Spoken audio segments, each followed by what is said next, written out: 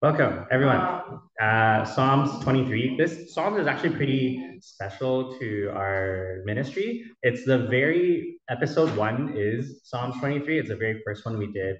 Um, and it started within friends and then small group and then, yeah, and then it seems like it's an important song for many people too. At the 1 year mark, we decided to do it again because as my analysis skill goes deeper, there's like actually more and more things to find, and also looking from the poetic lens. And so now at the 2nd year mark, when I look back, it's like there's actually a lot more still to learn. So yeah, I think maybe this will be a yearly tradition, but this is our third time doing it, and I think it's more and more mastered each time. But yeah, Psalms 23. This time I titled it "The Valley Before Me." Yeah. Okay, so yeah, as usual, the main goal is to uncover the poetic devices because they're beautiful and they're enjoyable. And I think one of the main features of this psalm is that there's rich vocabulary. It's quite unusual that even as I look back at the other psalms I did, when I look at this one, it uses really poetic words that are uncommon. Um, I think you can get a sense of that too. Like some words are just more poetic in the English language, like serenity instead of just nice and quiet and calm, right? So there are like fancier words. So this one has a lot of fancy words. Um, and so as we uncover the richness of each word, I think the overall beauty of the psalm just comes out more. And there's also, we'll experience numerology. Sometimes the in the Bible, the writers they like to have really tight word counts, and there's anyway, we'll go into it, and also to meditate on God's provision because the main thrust of this is that He is our shepherd. Yeah, so this will be recorded, shared on YouTube later. Yeah, over time, more and more of this is my own insight. Uh, as usual, we'll be using my own translation, and the purpose is in my translation, is to make poetic features more apparent, mainly by preserving word order, word count and word pairs, word play, and also updating some of the language. And it also greatly simplifies the slides. It's not God breathed, so use it as a reference. So a lot of Psalms have a heading, not all of them do, this one clearly says a Psalm of David, so we know that he wrote it. And it kind of dates to a time when he was not king yet, but he was fleeing from Saul, who is trying to kill him because out of jealousy. And so that's why there's some language of like a dark time and being pursued by things. Um, and then he meditates on how God provides for him, even through dark times. David himself was a shepherd in his early days, later became king. What's unique about David as an author is he is also very prophetic. And it seems like he doesn't even know it himself, but he'll write out of his own personal reflection and speaks to his current situation, but somehow very consistently, he always has prophetic tones where his writing hints of something in a far future that is beyond even his own understanding of God's plans for all of history. So structural analysis, always the first step to see how the whole Psalms is broken down. There's actually two stanzas, and the first stanza is a bit longer, and it focuses on a metaphor that the Lord is a shepherd, and so we are the sheep. The stanza two is actually often overlooked, but the metaphor shifts entirely to how the Lord is a dinner host, and so we are his guests entering his presence. Yeah, so that's loosely how the whole Psalms is arranged, two stanzas. Each stanza also has two smaller parts. They're called strophes. Yeah, so you have 4 strophes in total. The whole Psalm is actually chiastic also, in that there's a supercenter, and then with the key phrase, you are with me, and from outside, everything starts matching and lining up. Mm-hmm. So we'll start with strophe 1. Yeah, the good shepherd. Oh, did you want to read the whole. I didn't. Do you have it? Oh, okay. Yeah. Well, Moni, please read for us. Do I have one? I don't think I have one like that. In one of the. Oh, okay. Okay. Close your eyes. Spoilers. And answer keys.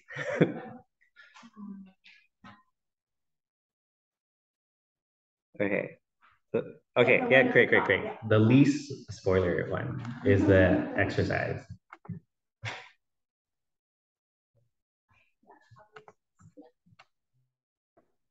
Okay, so I want to say this song is very meaningful to me. My spiritual director actually used this song to encourage me during a very difficult time in my life, and especially he used verse 5. So yeah, so pay attention. The Lord is my shepherd; I will lack nothing. In pasture of fresh grass, He lays me. On waters of serenity, He leads me. My entire body He refreshes. He leads me in the paths that are correct because of His name. Even if I walk in the valley of the darkest black, I will not fear harm. For you are with me. Your club and your staff, they comfort me. You arrange before me a table facing my enemies. You refresh with oil my head. My cup overflows. Surely goodness and loyal love will chase me all the days of my life. And I will sit in the house of the Lord for the length of days. Thanks, Tony.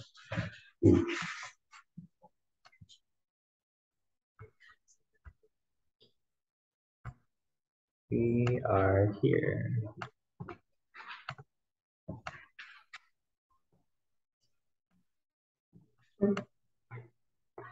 Yeah, so the Lord is my shepherd, I will lack nothing. In pastures of fresh grass. The word here for fresh grass is deshe. It's quite an uncommon word, but it's the first set of grass that grows after springtime.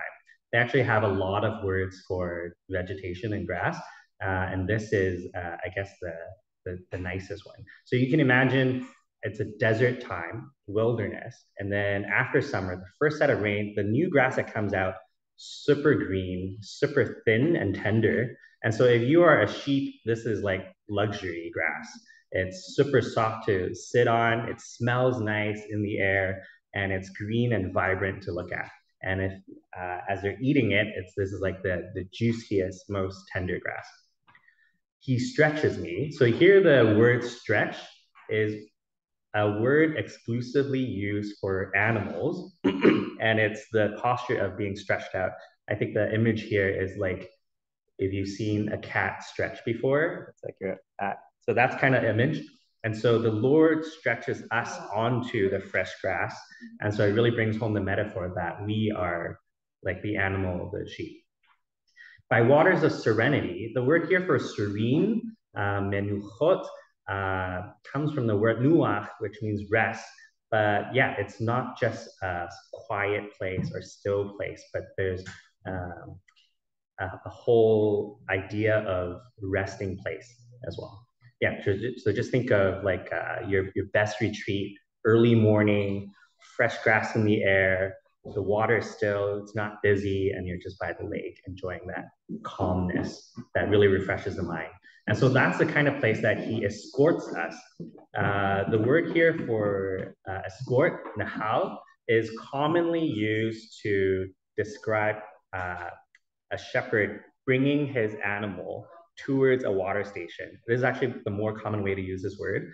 And it has a sense of leading with care, as if you're holding by I guess, the harness or where the rope is and leading them side by side. So that's the kind of closeness and one-on-one attention that we get with the Lord as our shepherd. Because if he was doing a shepherd role, it would be, leading a whole group, but then this word kind of connotes that there's a personal connection as in the leading.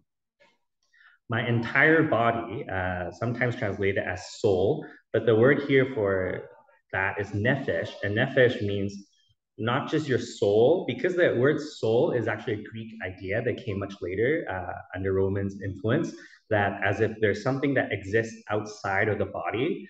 After you die, your soul kind of floats out as if you're in a spirit form. But that is actually, yeah, in the Hebrew mindset, they don't have that.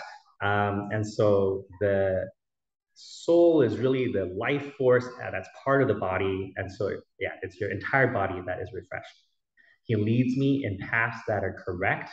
The word here, tzedek, sometimes has meanings of being morally right, morally correct, but it also has a more mundane general use of something simply being right. That's the right choice. And so when it's talking about how the Lord leads us to this awesome retreat resort kind of place, there are some paths that correctly lead towards it, and there are some paths that don't. And so, yeah, the Lord leads us in correct paths because of his name.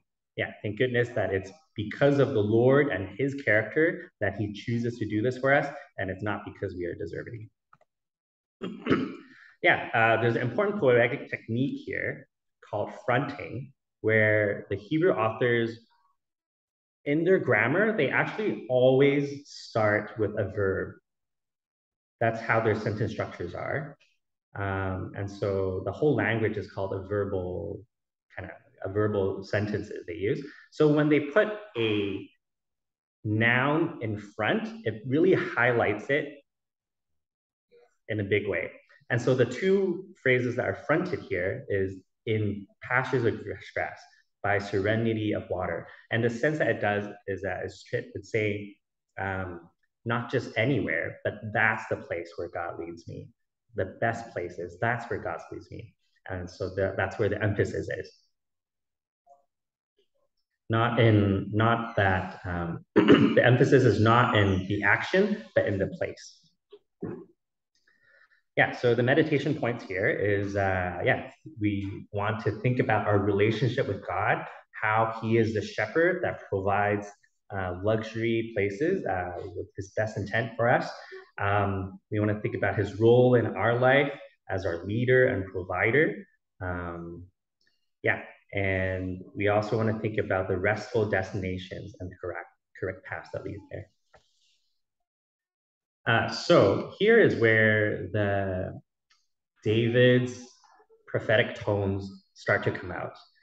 If we think of, I guess the first observation here is that in this stanza, nothing is written in past tense. And so in David's mind, nothing has happened yet. He has not arrived at the destination. So everything is actually written in a tense that means incompleteness. So it hasn't happened yet. So as we think about our lives today, yeah, we often, just from our own observation, we would see, why is life not easy?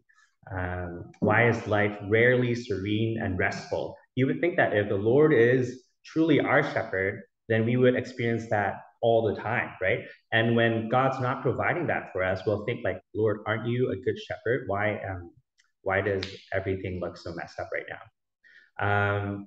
But as we reflect on the sereneness and how that location is described so perfectly, as new covenant Christians today, we see how there is also a final destination that we're looking towards that is ultimately serene and ultimately restful. And for us, that is heaven. That's our ultimate destination. And so it's as if all our paths here lead towards that final destination for us too. So there's a sense of forward-looking prophetic tone to it.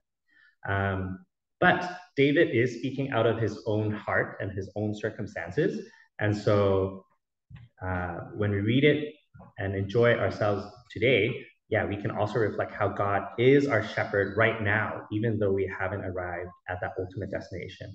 And God does have provisions now along the way. And we'll see this more clearly in the next stanza too. When we follow our shepherd, we are on the right path that leads to ultimate rest. As Christians, we always have that ultimate place to look forward to. Yeah, verse 4. Even if I walk in the valley of darkest black, commonly translated as shadow of death, but it comes from the Hebrew compound word mavet. Tzel means shadow, mavet means death. And so, yeah, it is a compound word.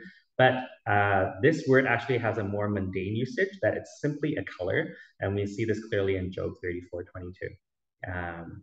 And I think it's kind of like how our crayons sometimes have really descriptive colors of like, grass green, sky blue, ocean blue, so there's different colors. And so it's the same way here. Darkest black is simply a really dark black, and it doesn't have, connotations of evilness and death and spiritual warfare. So those are not involved here. I will fear no harm,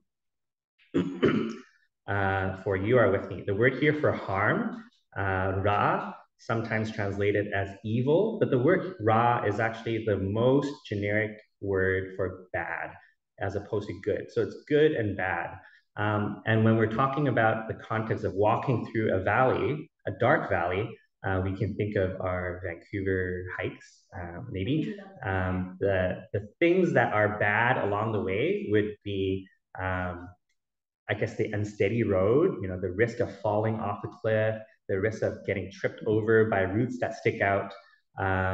And also there are wild animals. So I have a friend who went hiking, and then they misestimated how much time it would take to come back. So as they were coming back, it already became pitch black, and it was really scary for them. They were barely able to see in front of them. And so they took up their cell phones, and they, both had their flashlight on, and they're just kind of running along the way. In the distance, they hear bushes rustling, and it's coming closer. And they're like, oh no, there is some kind of animal we can't really see, and we could barely even see what's in front of us. But they, being terrified, just, kind of walk quickly, stumbling here and there, and eventually they made it. But that's the sense here, that we're going, sometimes life, we go through valleys that are completely black, as if you can't see anything at all. How scary is that? But yet, David says, I will fear no harm because you are with me. And here, the next two words, your rod, your club, and your staff, they comfort me. How they bring comfort is in the shepherd's toolbox, they often carry these two with them. So a club really has like a heavy head, and it's used for, I guess, fighting off animals. And in their environment, it would be wolves, which Jesus often talks about, and bears, and also lions. Um, and as a sheep, you're not really good at running, and you're not really good at sensing danger, and they get terrified. It makes sense that they would get terrified easily. Um, the staff, often a long stick with a hook on it. The hook kind of fits around the neck, but also it's big enough to fit around the body. So it could be used to guide the sheep along the way, or also if they get stuck, like they like fell in a pit or something, you can reach in and hook them by the body and like lift their whole body up. Yeah, so he is not afraid of animal dangers, and he's not even afraid of tripping and falling and getting lost, because God can direct him back as a shepherd. Yeah, so here's our first exercise. We talked about how this phrase, for you are with me, is actually very central in the entire poem. And there's a few steps to get to why that is. The first step is exploring numerology. In the Hebrew, in the Jewish world, it's a time before these numerals, these numbers were invented. So what they use for numbers is they have words, but using symbols, they use their own alphabet to designate numbers. And so in the Hebrew Bible today, it would still say, if it's chapter 1, it would be chapter A, and then chapter B, chapter C, they'll kind of do that.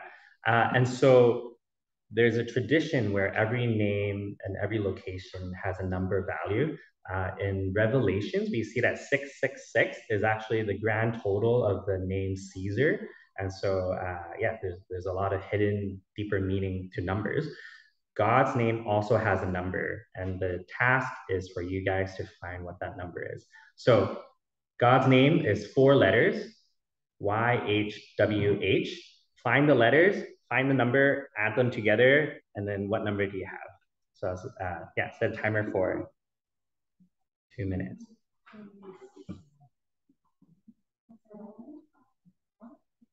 No, just stop.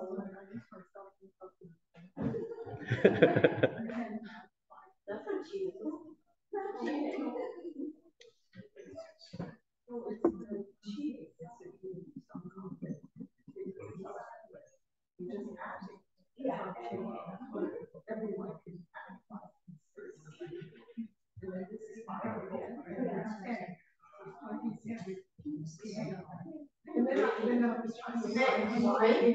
Was it A-R-R-A? It is wrong. Where? What RA? That R-A in Egyptian language, it means sun god of Egypt. Oh, that's his name. Yes, the thing is, you don't know. The R and the R-E. Oh. Like, it is the god of the sun. They think the highest god of the Egyptians. Yeah, we don't believe that. Yes, but you don't know it was also Egyptian.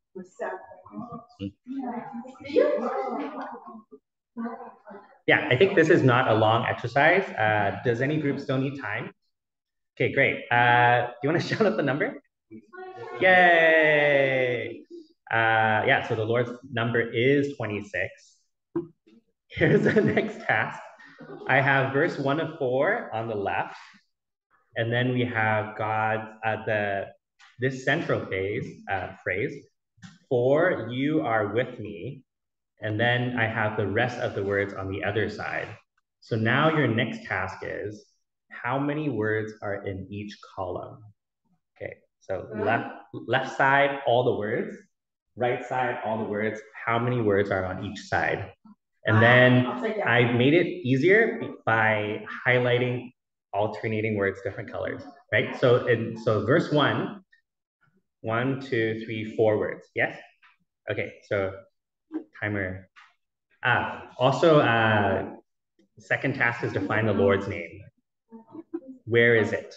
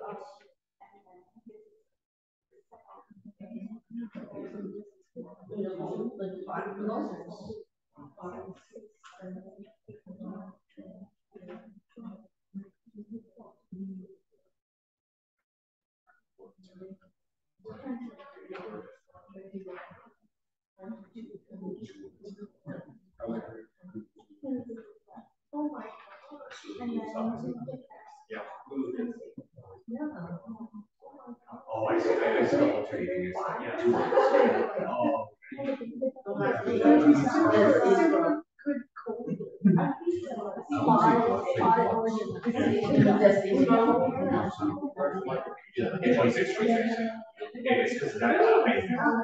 Yeah, ignore the hyphen. Hyphen is actually added later, and it's not part of the original Bible.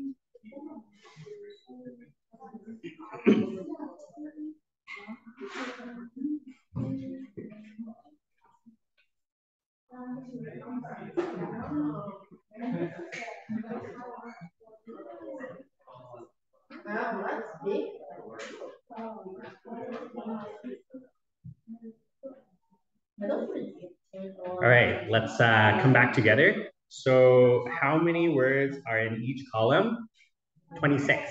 Yay! And where is the Lord's name? Verse 1, right here. and also at the end right here. Okay, so at the beginning and at the end, you have the Lord's name. The Lord's value is 26, and you have 26 words that lead up to the center phrase. The other awesome observation is there are exactly 10 lines on both sides.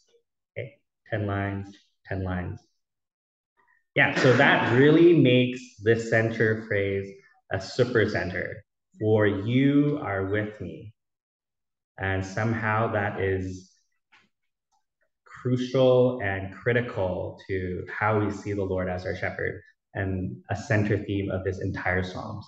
Super important.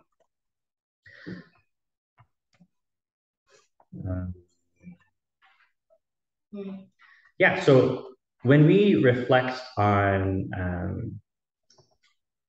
how God is our shepherd, because we talked about how there aren't always green pastures in our current life.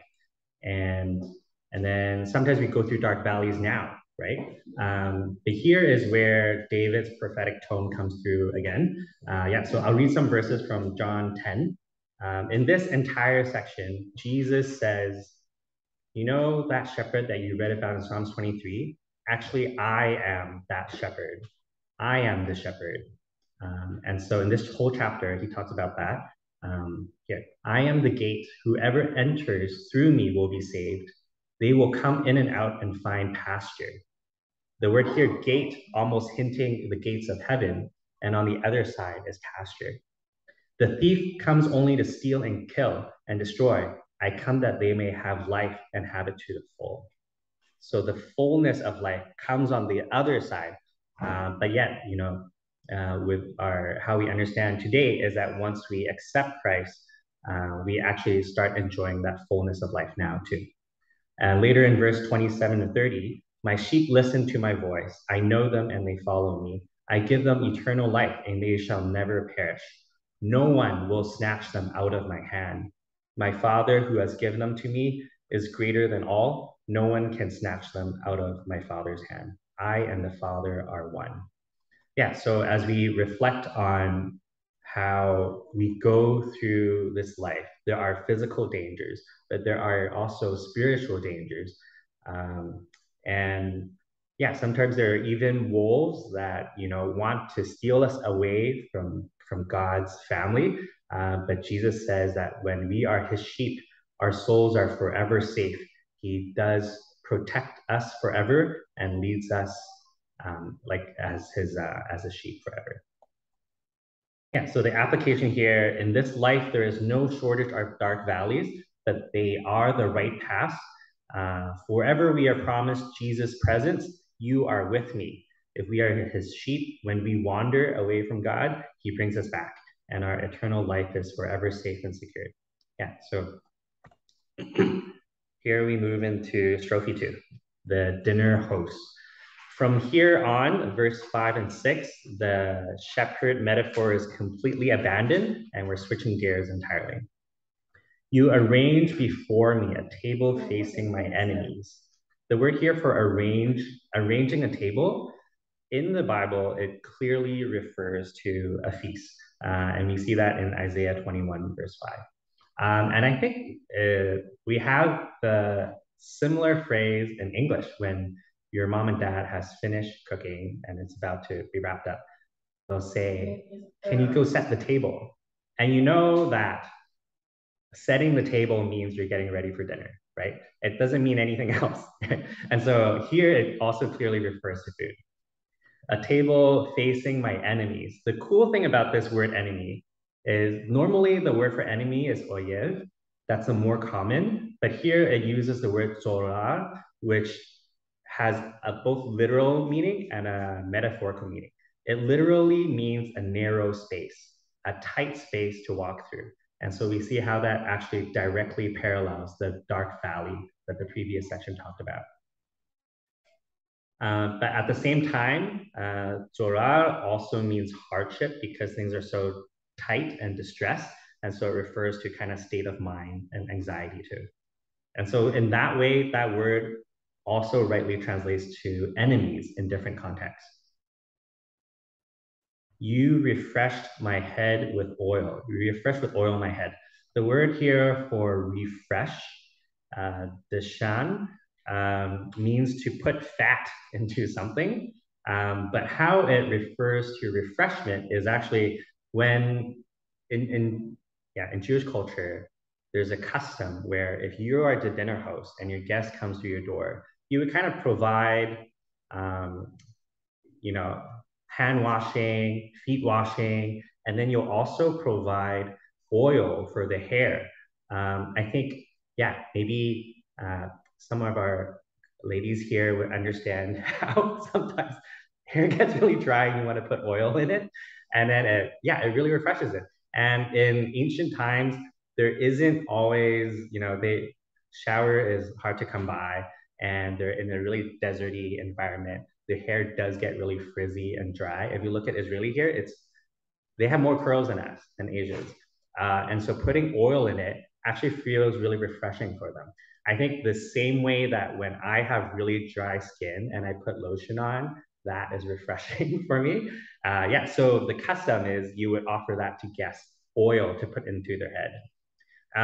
Putting oil over the head is also has symbolic and ritual value for anointing kings and priests when they come into the role. But here, we're not really talking about that. Maybe David has that in mind for his future kingship, but in line with this metaphor, it's really about how the host welcomes his guests well. And my cup overflows. Here in the dinner setting, cup is, water or wine. And out of generosity, wine is not a super common product. It's a luxury product in the ancient world. It's not like how you can buy a $12 bottle today. And so not only is this host really generous by giving you wine, but he overflows it to the brim. I recently went to a restaurant in downtown, Japanese restaurant, and then they also had a sake cup. And then the sake cup is on top of another wooden box, and they also pour to the brim and pour more so that it overflows to show the abundance and the generosity. Surely goodness and loyal love will chase me. The word here for loyal love, chesed, I think we talked about this before, but it's God's love and favor that is motivated by relationships and promises. And then the word here for chase, radaf, is a very strong word. And in its usage throughout the Bible, it's often being chased by enemies, which makes sense because if you read through David's story, this word comes up often because he was chased by enemies. But here, instead of that, he is chased by God's goodness and loyal love. So there's a reversal there that's really beautiful. All the days of my life, and I will sit in the house of the Lord for length of days.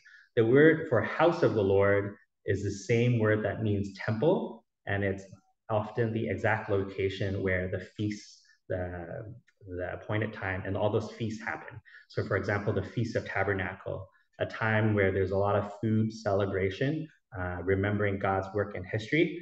Those are taking place inside the temple. And so you can see how this host metaphor really all comes through together. For the length of days, this is a phrase that means forever. Yeah, so we talked about how there's two stanzas and two metaphors. One of the skills that we want to develop as we read through all of the Old Testament is track how concepts develop and evolve. And so here, David used the same technique. He wrote very similar things twice using different metaphors, but there are actually some key differences and key similarities. So the task is to find those. So I'll set a timer for, I think, 5 minutes. Yeah.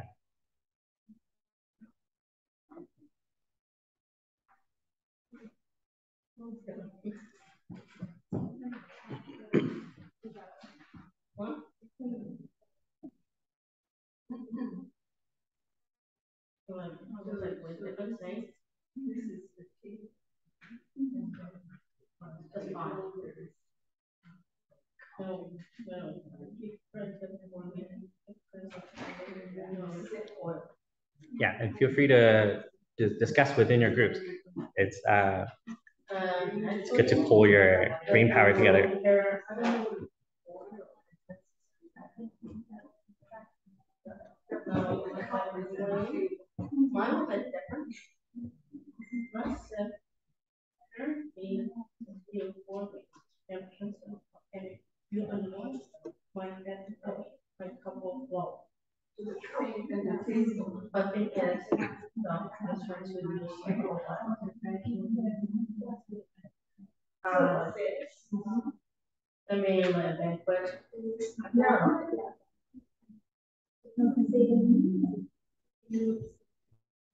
Well, actually, there are a few people that the special one.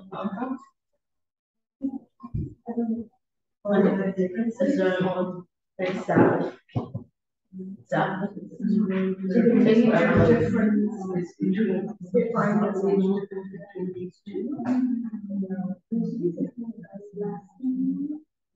Like outside, this is inside. Right. They shelter the house. Yeah. So it was a work to given breastwork branches, animals.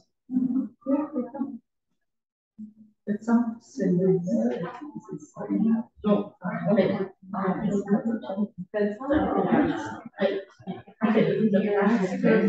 First grass, like, or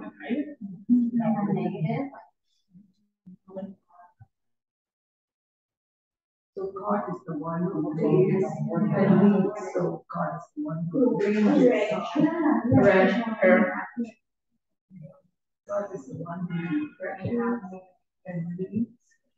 So God is fresh and then God is like,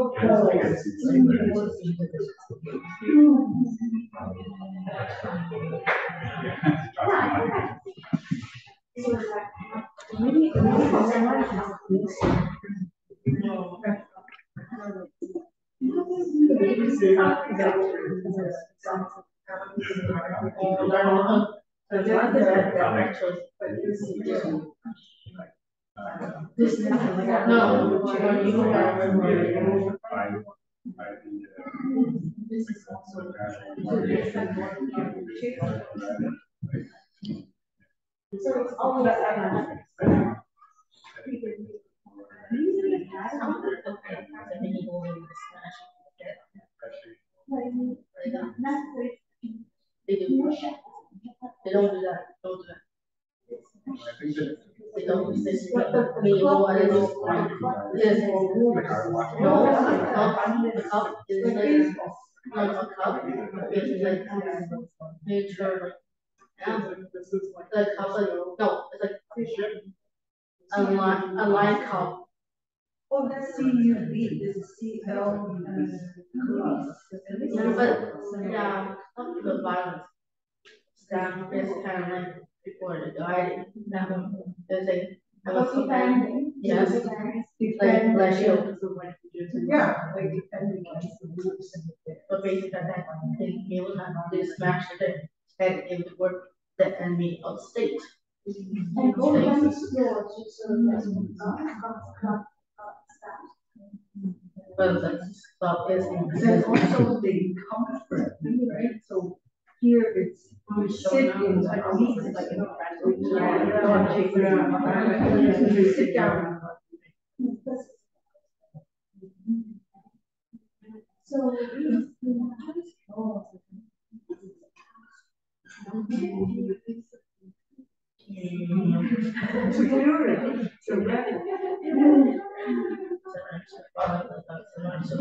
Okay, let's come back together. So this is, yeah, obviously a really complex exercise. And this is, yeah, I've come across many, graduate level writings and theses that are working on this very thing of how they're related, right? Because if you've already said it once, that the Lord provides. Why do you have to say it again, that the Lord provides in a different metaphor? But yeah, so this is not an exhaustive list, but here are some of the similarities. I guess first off, the word Lord is in both of them. One's at the beginning, one's at the end. Here, pastures or fresh grass refers to food directly for sheep. They graze grass all day. And in the same way, in the dinner host metaphor, the table is where the food is. So both there's food provision. Next, there's waters of serenity for the sheep to drink water. And here we have a cup overflowing, something else to drink also. In both situations, you experience refreshness. Okay, so there's the keyword refresh and refresh here. We talked about how the valley is a narrow space that you walk through, and then the word enemies exactly means narrow space, most literally. Some important differences, we're going to go through that now. A really important one is here, everything is hypothetical in David's mind. You know, he isn't saying if something has happened yet or will happen, but he's talking in a way that's almost hypothetical. So he talks about how God is super good. He provides everything. I'm super refreshed. Even if I walk in the valley of darkest black. So hardship and provision, he imagined them to be separate, as if there's a time order. But here, when he reflects on his personal life, he actually sees that the provision and hardship can happen at the same time. That you arrange before me a table facing my enemies. Even when my enemies are directly in front of me, I can still enjoy your comprehensive provision, which is really significant. There's a difference here, increase in confidence. We see that in this key phrase, I will lack nothing. All my needs are exactly met. But here it escalates. Surely goodness and mercy or love, loyal love will chase me all the days of my life. And even here, my cup overflows. So he imagines God provision not only to be meeting his needs, but exceeding it. And the difference number 3, here it says, you are with me. And at the very end here, I will sit in the house of the Lord. I will be with God forever. So in stanza 1, with the shepherd imagery, we're meditating on God's provision now and also in our far future. In stanza 2, the dinner host metaphor, we can meditate on how God continues to provide for us even during hardships. That's another key point in this psalm, is that when we meditate on how God provides for us during hardships, we develop absolute confidence in God's provision. So David is really speaking out of his own personal experience too. I'll read this section from 1 Samuel 21. I know some of you guys read through Samuel very recently. This is where David is fleeing from King Saul. When he is running away, they're not like half day running away or weeks. Sometimes it takes weeks and months. We don't know how long he was running away from Saul, but he was definitely sending people to chase him down town to town. Okay, so this is David's dark valley where he is being pursued by enemies. Okay, David, on his run, went to the town of Nob to see Ahimelech, the priest. Ahimelech trembled when he saw him. Why are you alone? He asked. Why is no one with you? The king has sent me on a private matter, David said. He told me not to tell anyone why I'm here. I have told my men where to meet me later. Now what is there to eat? Give me 5 loaves of bread or anything else you have. You can imagine how David, on these many days of running away, he has, he doesn't know where his food's come from, and he is rightly very hungry, asking for 5 loaves of bread, not just one. And a loaf is like, it's not like, give me a slice.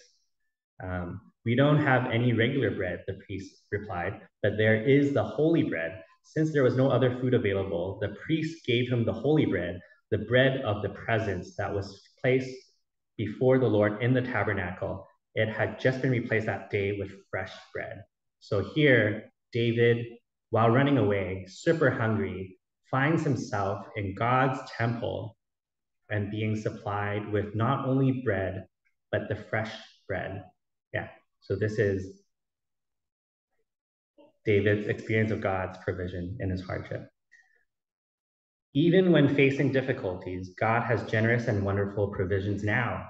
Consider how there will be a future where we would dwell in God's house and enjoy his presence forever. Yeah, so there's, we talked about how David has a prophetic tone in his mind that he's not aware of. In this last phrase, and I will sit in the house of the Lord forever, right? This last line means forever. Either he is expressing extreme gratitude for God that he will make a hyperbole and say, I will dwell in God's house forever. Or he is thinking of a future time where we too will dwell in God's house forever and in his presence. Yeah, so yeah, when we meditate on God's generous provisions, even during hardship, we develop absolute confidence in his loving care and presence in your life. So yeah, that comes to the end of our analysis. Some discussion questions. I'll just read them for us. Describe your journey on building confidence in God and his provision. How could you encourage yourself or someone else who is lacking confidence in God? And question 2, the psalmist experiences fresh grass, serene waters, and full body refreshments. Describe a time when you have experienced these shepherdly provisions. Even though we're not in heaven yet, sometimes we get a glimpse of that today. Question 3, describe my darkest valley. What makes it so black and dark? How has God been present with you there? How has God provided for you even there? Yeah. Okay, yeah, so split in your groups. We'll discuss for 15 minutes and then we'll come back together.